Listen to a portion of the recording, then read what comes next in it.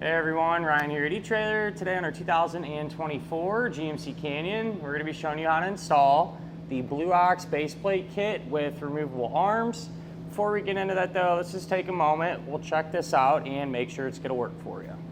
Before we jump right in, I figured I'd just touch base real quick on probably the most commonly asked question when it comes to setting up your Canyon to be flat towed, and that's what are the parts that I'm going to need. So you're going to have 5 main components, and usually we like to go outside, actually hook up to the motorhome and everything so we can really demonstrate that, but got some bad weather today, so stuck inside, so bear with us here. But you're gonna have your base plate, which will be your first component. That'll give us a connection point to allow us to hook our tow bar up to. So it'll go from front of the truck to the back of your coach. Then you'll have safety cables, a supplemental braking system, which applies the brakes in your Canyon whenever you hit the brakes in your motorhome. And you're also going to have tow bar wiring, which is responsible for sending the lighting functions from the back of your coach to the back of your truck. With all that said though, when it comes to this particular base plate, it's going to fit all the different types of Canyons out there. So from your base model up to your Denali version like we have here today, with really one exception. If you happen to have an off-road bumper, then the base plate won't be compatible, but that kind of sounds like a rare scenario for most people, so should be in good shape there. As far as the appearance of it goes, I really don't think it can get much better. It's probably my favorite base plate available for these Canyons, and it just utilizes the openings that are already there from the factory where your tow hooks come through, and so it doesn't really look out of place or anything like that. Now granted, a lot of the other base plates are going to utilize the same opening, but with the Blue Ox one, I'm kind of just a fan of how it's set up. And I like the finish too. It's a matte black type finish. To me, it looks a little bit more modern and just isn't quite as noticeable as some of the other ones out there. They give you these little plugs too, which I think are a nice touch. You know, you pop them in there when you're not using it. Kind of helps it look good, and functionality wise too, keeps all the dirt and junk from getting inside of there. Now, whenever you are ready to hook up and flat tow your vehicle, you'll have these removable arms, and really straightforward how they work. You simply just put it into the base plate, rotate it about a quarter turn, it'll lock into place. Do the same thing for the other side, and that'll provide us with that connection point we need now to set our tow bar up. As far as what tow bars are going to be compatible with this base plate, pretty much all the Blue Ox tow bars, even some of the Kurt brand tow bars will be directly compatible. And let's say if you happen to have another tow bar already that you really like, might be a different brand, chances are really good you're going to be able to use it still if you pick up an adapter end. A lot of these manufacturers now, they make these ends where you can take off, change it over to a Blue Ox style, and allow you to pair that tow bar up with this base plate. The base plate is going to come with a bracket too, which actually fits really nice on the Canyon. Gives you a good spot to mount up your electrical and some of your other components, so you don't have to try to build something out or anything like that. But ultimately, at the end of the day, it's a really good option for those of you looking to flat tow your Canyon. You know, it works with all those different models that we talked about. Looks good. A lot of the tow bars are going to work with it, so you can't really ask for too much more. As far as the installation goes, I'm not going to lie, it's definitely involved, but you don't really have to modify a ton of stuff. You know, you don't have to cut stuff up and do a bunch of drilling and things of that nature. So I'd say the most challenging part is probably just getting the fascia removed. A lot of plastic clips and stuff you just have to be careful with. But once that's out of the way, base plate goes up pretty easily. Now, if this is something that you don't want to mess with, don't have the time or place to work on it, I definitely can understand that. You can always use our dealer locator network, and that can hopefully find a shop in your neighborhood that can set something like this up for you. But if you're going to do it yourself, feel free to hang around. We'll go ahead and get started on it now. To begin our installation, we're going to be here at the front of our Canyon. You can go ahead and pop the hood, and we need to remove our front fascia. So up along this top edge, we're going to have 4 fasteners that we can pull out. 2 on each side. Here's what those fasteners look like, and they're going to use a T15 Torx bit. And so from this point on, whatever we do to one side of our Canyon, we're also going to do to the other side because it'll be set up the same way. We can move to our wheel wells now, and I put some tape all along these seams where we're going to be working eventually. That way we don't scratch anything up when we take this all apart. But if you turn your wheels out, it gives you a lot more room to work, and that's allow us to get to 4 T15 fasteners along the edge here. We get all these pulled out.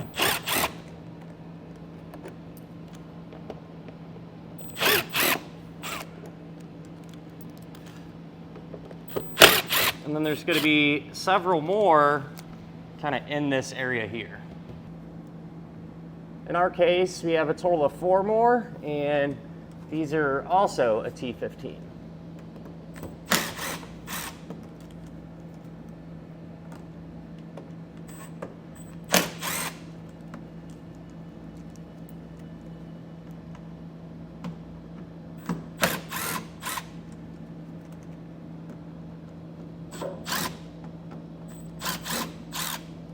What we can do now is pop this wheel well trim off, and with these, there's just some plastic clips holding it in place. So I like to just kind of start to kind of gradually work it loose. And as you pop it up, you can kind of come in from the back here and start to kind of work this, you know, your wheel well liner off with it. And this one's coming apart pretty easy. Sometimes you might have to kind of get in behind the wheel well liner. And so I'll give you an example. Here's the pins there. They just push through. Sometimes you'll have to come in from behind the liner and kind of just squeeze them with your fingers while you're, you know, putting a little pressure on this to get it to pop free. And we're just going to remove this about halfway. That way we can get access to a couple of fasteners.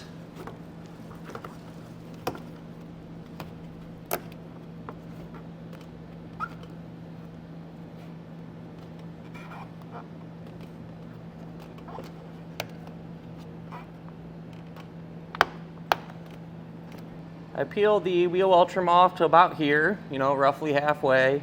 And really we're just doing it so we can get access to that fastener there. And this one is also a T15 Torx bit.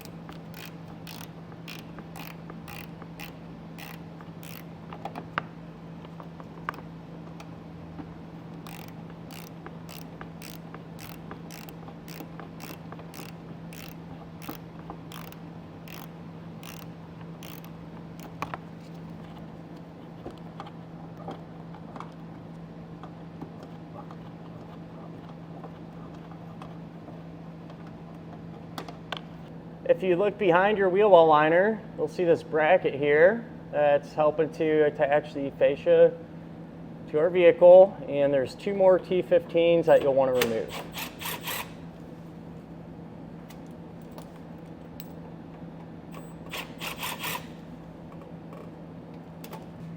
Now you want to move over to your passenger side, and you know, if you peel the wheel well liner back in the front, you're going to have these 2 electrical connectors. We'll need to disconnect them. What I'm going to do, there's some little push pin type fasteners holding them in place. And I'm just going to release them. That way they're easier to work with. And we'll have a little red tab here. What you can do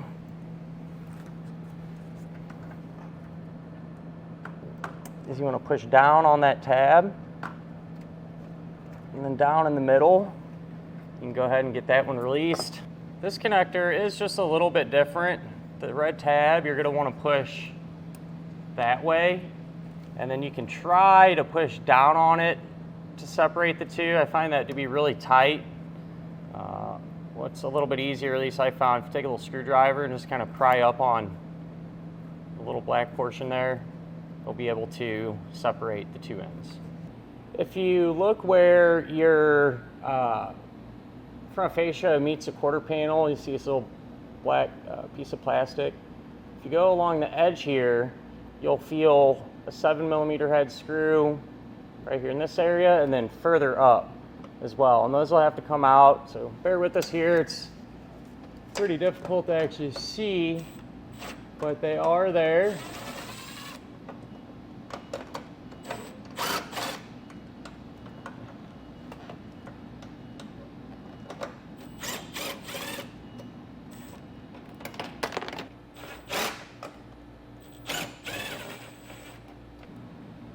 I was able to get both of them out, and this is what those screws are going to look like. Moving underneath the front of our vehicle, on each side, you're going to have 3 more T15 torque spit fasteners.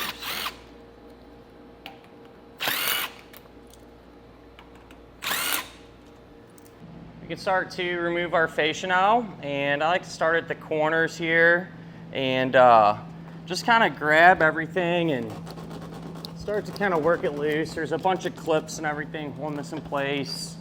Up along the front as well, this part, you can kind of lift up on that, and that helps to kind of get things moving a little bit. And what you can do at the corner here, there's going to be some snaps holding this in.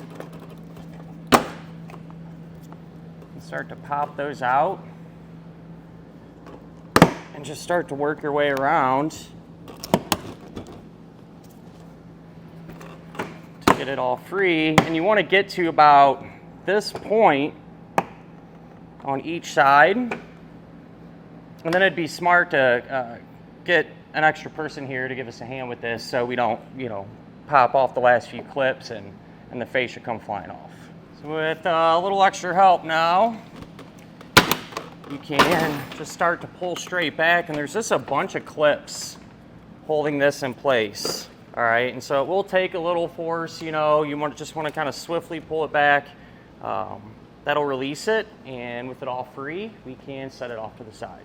We can get our tow hooks removed now. So there's just a couple of bolts holding it in place. I have an 18mm head, and there will be a nut on the back side of it. That's also an 18mm. So I'll take a wrench to hold that from spinning. That's what that nut looks like. And the same thing for this one here.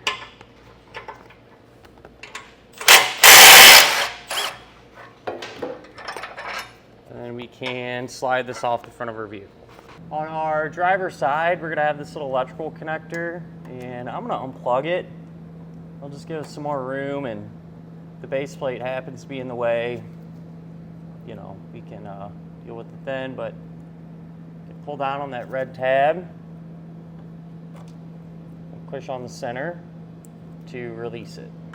If you look at this bracket for that shutter system and run it back to this little cross member here, on each side, you're going to have a 7mm head screw. And we'll need to remove it. Not a whole lot of room in here, so if you have a little open-end wrench like this, definitely makes it a little bit easier.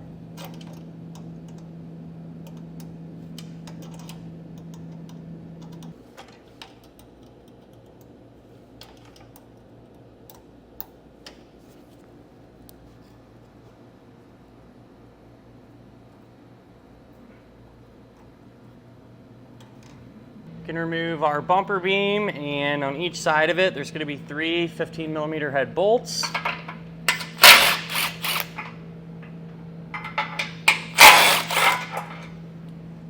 And I have the other side ones removed already, so I'm just going to support this some. We should be able to just kind of push up on it and then pull it away from the front of our truck. You can grab your base plate now, and these are going to be side specific, so make sure to check your instructions, make sure you got the right side.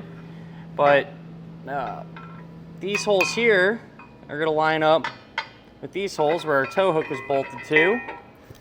And on this frontmost one, where the hole is more oblong, you can take one of the bolts that they give you in a flat washer, push that through. And then for the back one, you can just take a bolt and run it through.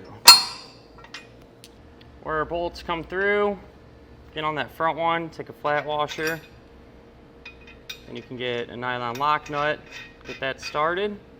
The back one, just take the nylon lock nut and thread that on hand tight. Something I noticed here, so eventually our bumper beam is going to go back on top here and sandwich a base plate in. Well, those holes don't really line up that great. And what I'm going to try to do is I took the nuts off of these bolts. And this is fairly common, you know, every base plate made just a little bit different, or each vehicle is set up a little bit different. But what I'm going to do with those bolts off, you can get those holes to line up. So I'm going to take the factory bumper beam bolts, start those hand tight, and then take this hardware and put it through. And if it doesn't pass through, then we can kind of enlarge it a little bit. So for example, this back bolt is super tight. So I'll come back here with a drill bit and enlarge it a little bit to get this bolt to go through.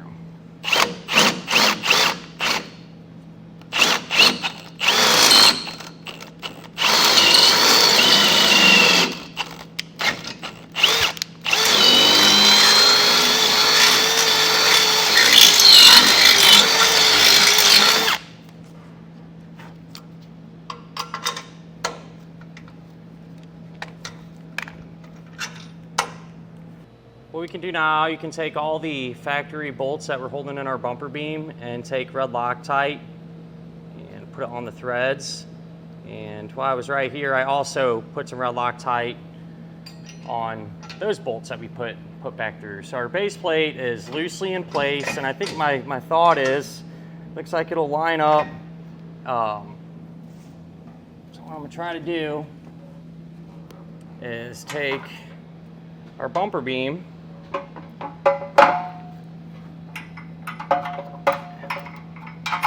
and get it loosely back in place as well. So 15 in extension. It kind of gives you a little extra leverage just doing it by hand to make sure that these are all indeed going to line up, which it feels like it is.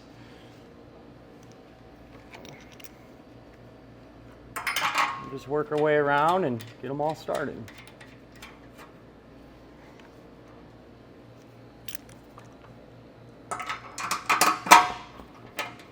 I got everything lined up and everything started hand tight.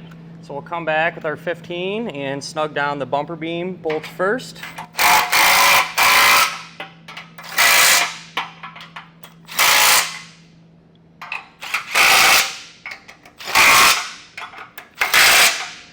And then we can switch over to a 3/4 inch socket and wrench and snug up these side bolts.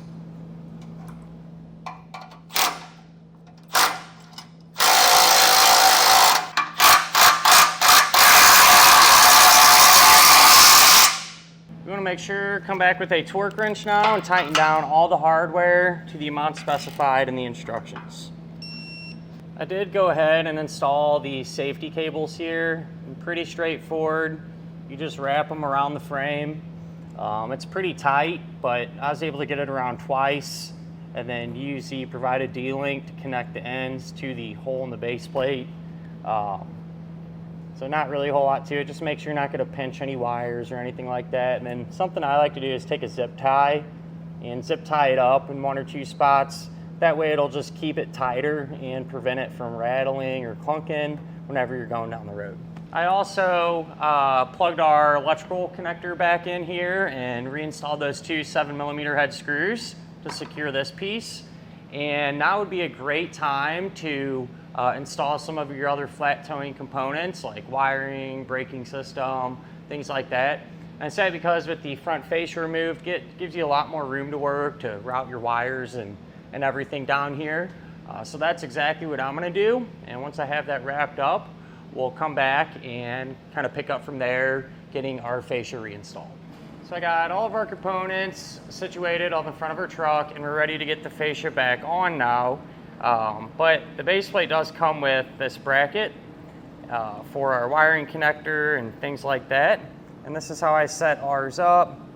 Just held it up in this area, drilled a couple holes. They give you a couple small nuts and bolts that you can use to get this secured. We shouldn't need to trim or anything like that.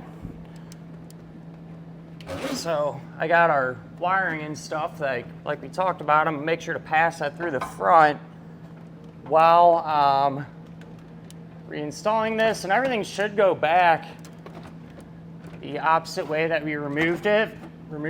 If it turns out I have to modify anything or run into any issues, we'll touch base on it kind of as we go here. I got the fascia completely reinstalled the opposite way that we removed it. Didn't have to trim or make any modifications, nothing along those lines. So pretty straightforward to get everything put back together. And with that wrapped up, that'll finish up our look at and our installation of the Blue Ox base plate kit with removable arms on our 2024 GMC Canyon.